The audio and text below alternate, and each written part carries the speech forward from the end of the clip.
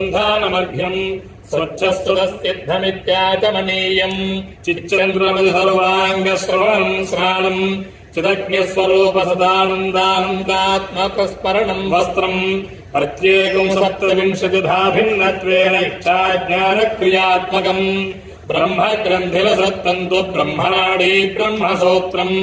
सव्यतिरिक्तसङ्गरहितदानुस्मरणम् विभोजनम् सच्चित्सुखपरिपूर्णानुस्मरणम् गन्धः समस्तविषयाणाम् मनस्थैर्यानुसन्धानम् कुसुमम् तेषामेव सर्वार्थानाम् स्वीकरणीयार्थमियम् धूपः अवनावच्छिन्नोर्ध्वज्वलप्रकाशो दीपः समस्तद्वैताद्वैतवर्जनम् नैवेद्यम् अवस्थात्रयीकीकरणम् ताम्बूलम्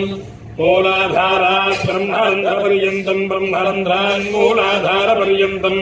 गतागतरूपेण प्रादक्षिण्यम्